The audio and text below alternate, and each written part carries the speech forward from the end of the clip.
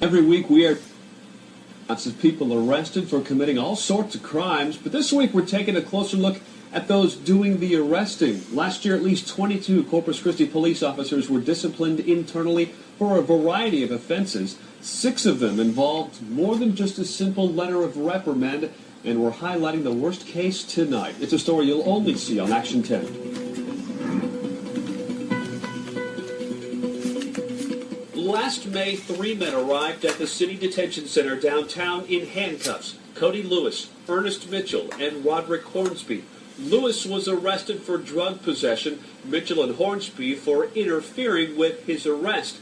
At first, everything seems to be normal. The men calmly line up against the wall to be processed, when suddenly an officer throws Roderick Hornsby to the ground and holds him there, even elevating his arms, which is very painful while in handcuffs. You're lying on the ground. Yes, sir. His knee in your back? Knee in back, knee was in the neck, in the ear. He just... Your hands, in part of the video, you can see them. He's elevating higher and higher. It felt like 10 minutes, but I think the video shows like 3 minutes or so, something like 20 that. 20 seconds, something like that. The officer who threw Hornsby to the ground is Senior Officer Norman Morton, who later had to explain his actions to Internal Affairs after Hornsby filed a complaint about excessive force. In his recorded interview, Morton told Internal Affairs that just before the takedown, Hornsby got very vocal and started to struggle and resist. He didn't comply with your commands to turn around? No. And then when I put my hands on him to make him turn around, he started to pull and struggle, so I don't know what he's going to do, so safest and easiest thing to do is put him straight to the ground. Did you pull and struggle? No, I didn't pull and struggle. You can clearly see in the video I didn't pull and struggle. At anyone at this point?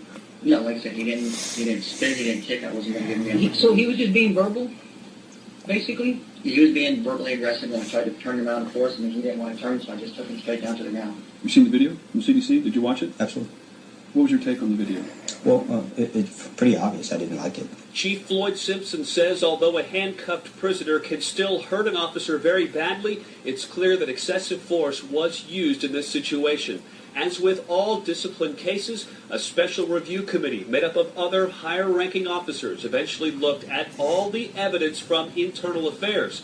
They recommended Morton be terminated for using excessive force, providing false statements on a police report, and lying to Internal Affairs. But Chief Simpson has the final word, and he scaled back Norman Morton's punishment to a 2-week suspension, believing that while disturbing, the incident should not cost a long-time officer his job. I have to look at the totality. Norman has been here a long time. He's served the community well. He has many accommodations in his file, and so I think that he's salvageable.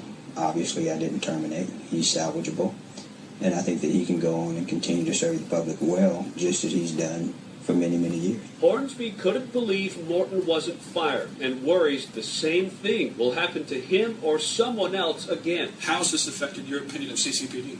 And every time I see a cop, I think about this man here. Chief Simpson says this incident is not an example of what CCPD stands for and won't be tolerated. Did he exhibit misconduct in this particular situation? Yeah. Did I act on it? Yes. Was my discipline to him appropriate? We'll see. The chief said, we'll see, because Officer Morton has appealed his punishment, and that process is still ongoing. Roderick Hornsby has already retained an attorney who told me they are just about to file a lawsuit against the city. By the way, the charges against Hornsby were dropped. The other 2 officers in the room at the CDC that night were also issued letters of reprimand for not stepping in or saying anything about it to anyone afterward. We were unable to find out what happened to the CDC employees who also did nothing.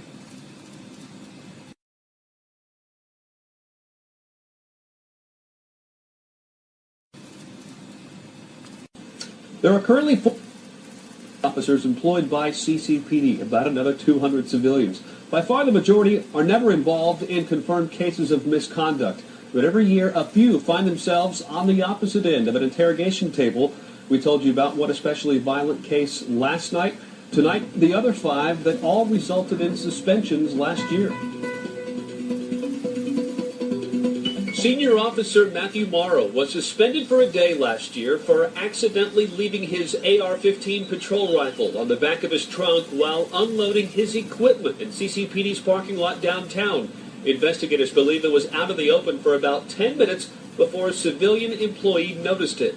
The next case involves the Whataburger at SPID in Nile. Officer David Saldana was dispatched to a domestic disturbance, but initially he refused to respond, saying he was taking a meal break instead. Today we have a disturbance pending 63-4 Baltic. I'm waiting for another unit. Careful, I'll be out of Whataburger now. You're not clear Bravo 334 until another unit gets clear. Bravo 330, is that a priority 1 call? Negative. It's not. It's party 2, but yours not clear. Careful, I'll be out of Whataburger now. At least one other officer who heard that exchange actually called dispatch to share his thoughts.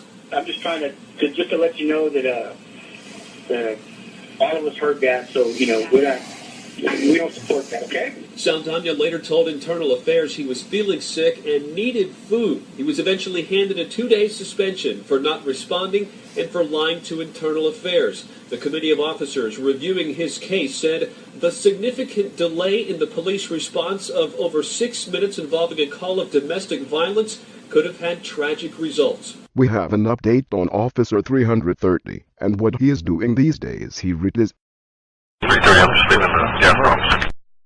Another officer was suspended for a confrontation during a dodgeball tournament at Dewey's Beer Garden on Rodfield Road. Officer Eric Smith, who admitted to drinking for several hours, fought a man in the crowd, made a derogatory comment about police. That man told Internal Affairs that Smith grabbed him by his head and shoved his head into Officer Smith's crotch area and later slapped him across the face. Smith denied there was any physical contact, but said he was intoxicated and drove home afterward. For everything, he accepted a 2-day suspension and agreed to seek counseling.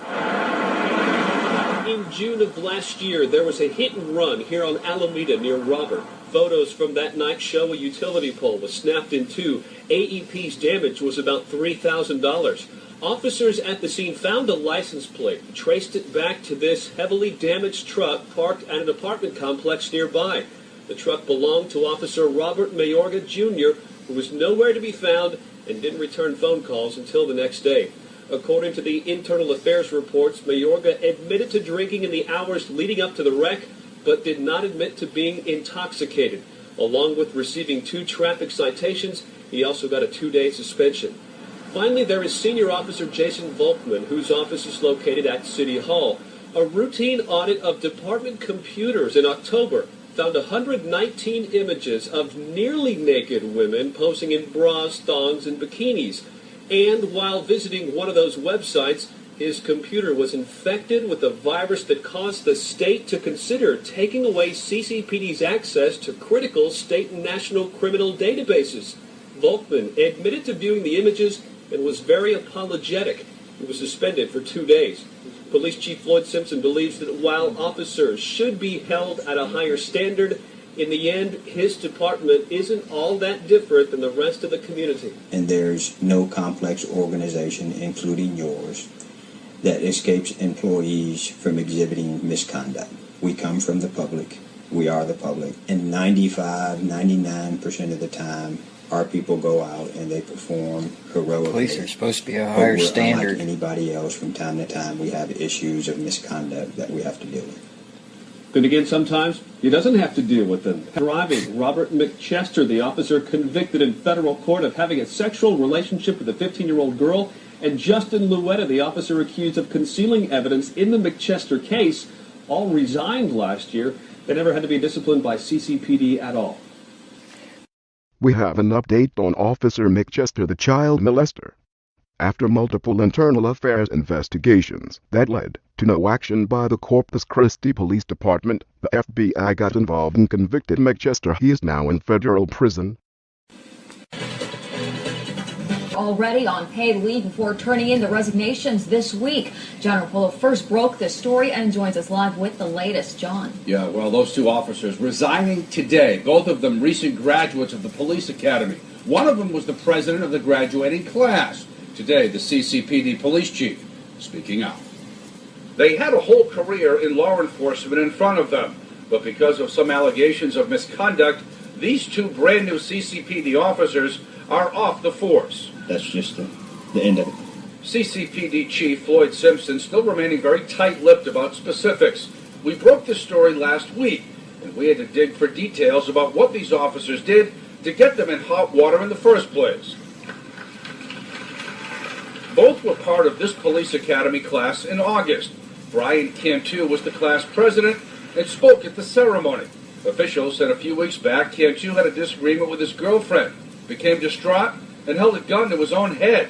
We interviewed the chief when the officers were first suspended last week. What I don't want to do is to cloud the issues by talking about specifics in the investigation with the media. So we got specifics ourselves. The second resignation accepted today was from this man, Spencer Christian. He also graduated from the police academy in August. According to Dallas police, Christian was arrested about 2 weeks ago for assaulting a family member. He was picked up in Arlington that same day after a car accident and shipped back to Dallas to face that charge. We hire people with high expectations. Once you put the badge on, there's an even higher threshold that your conduct, both on and off duty, will be above approach. Well, a third officer from that same police academy class that graduated in August has also resigned, but not for any kind of misconduct. Yes, she is a female, wanted to change careers. Live in the studio, John Rapolo, Action 10 News. John, thank you. The Corpus Christi Police Department, who was arrested over the weekend for DWI. The police department says senior officer Hector Corona resigned today. Now, he was pulled over by a fellow officer around 3 a.m. Sunday. He was not on duty at the time. The department had placed Corona on restricted duty during its investigation, but that is now over because he's resigned from the police department. Well, a Corpus Christi police officer has resigned after the department started up an investigation into him. Now, that investigation was just in its early stages, and now that he has resigned, it's not going to be completed. Investigative reporter Andrew Ellison joins us here in the studio now with more on this story. Andrew. Well, Lee, it was Captain Bernardo Torres who resigned on Friday after working on the force for over 27 years. Now, CCPD says that officials told me today that they were in the early stages of investigating Torres for misusing company equipment. They say that Torres was using department computers for inappropriate reasons, but Police Chief Floyd Simpson says that they weren't able to get very far in their investigation because the captain resigned. Does the timing of his resignation seem odd? Not to us. It's his choice. You know, you make a choice to come and work, and then you make a choice when to leave. He chose to leave. Now, we tried to talk with Torres at his home today, but nobody answered the door. All the faces there. Hi, everyone. Thanks so much for joining us tonight. I'm Katuri Arte. And I'm Joe Gazen. At the top, some bizarre behavior involving an assistant prosecutor in the district attorney's office. Police say he was found early this morning outside his apartment in the downtown area wearing only underwear and not willing to answer any questions. It actually took 4 Corpus Christi police officers to subdue Christopher Morel. Rudy Trevino is first at 6 with the story. Rudy? It is a bizarre incident, to say the least, but tonight no one has more questions about what happened to this young misdemeanor prosecutor who was said to be in his late 20s than his boss, District Attorney Mark Skirka. I don't know what it is. We haven't heard any information from the hospital or what the situation is. The incident happened sometime around 6:30 this morning, just outside the Limerick Apartments on Chaparral and Cooper's Alley. This is where Morel lives. According to a witness who did not want to appear on camera, it took 4 police officers to subdue Morel, telling us one officer had to place a knee on Morel's back to keep him on the ground. According to residents at Morel's apartment complex, they found his apartment door wide open. Morel's boss says the young prosecutor was not arrested and is not facing any charges. According to Skirka, the officers knew something was not right with Morel. Officers are trained to recognize situations for what they are, and if a person is a danger, could be a danger to themselves or others, they would seek medical treatment instead of putting them in the city detention center. And that's my understanding is what happened.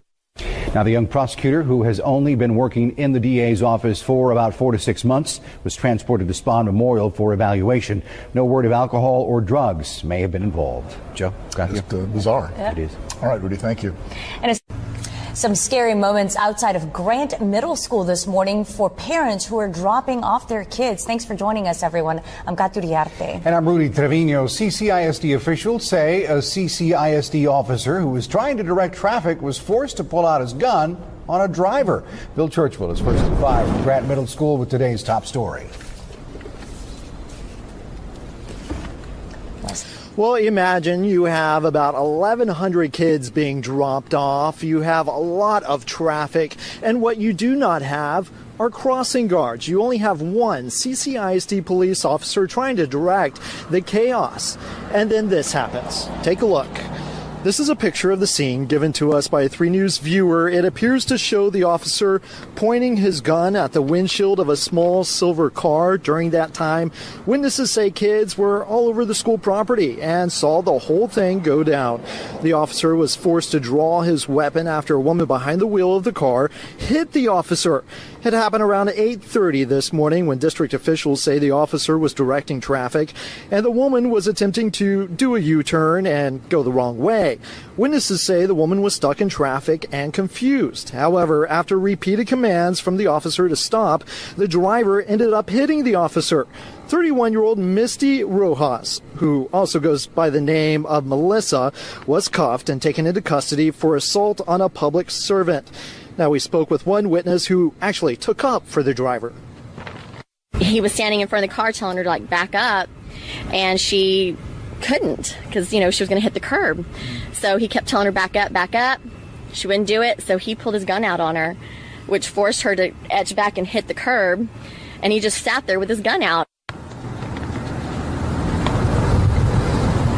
Now, I spoke with CCISD police chief by phone who said his officer acted appropriately and that he has an obligation to prevent a person from causing harm to himself or anyone else. The officer, whose name has not been released, will be okay. He was checked out and he will be on light duty for a few days. But back out here live, a letter actually went home with students this afternoon letting parents know about the incident and actually has some do's and don'ts. What's expected from parents when they pick up and drop off their kids. Reporting live tonight, Bill Churchwell, 3 News. Now back to you. Bill, thanks a lot for that report. Amazing. Story is first at 6. 5 police officers involved in the confrontation at airline near Cimarron were put on paid administrative leave as a matter of routine, but they are all said to be back on duty tonight. Reports show the man was being questioned for riding his bike the wrong way down airline, and they say he resisted arrest and that they were forced to use pepper spray and the taser weapon to subdue him. However, detectives continue to investigate the incident, and they say they'd like to talk to anyone who may have witnessed.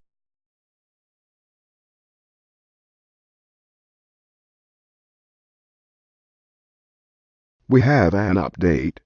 The man that was tasered and pepper sprayed later died. We have an update. This is about the Corpus Christi Police Department and the use of taser. There have been multiple taser deaths on the hands of police. No police have lost their jobs. The victims are all dead.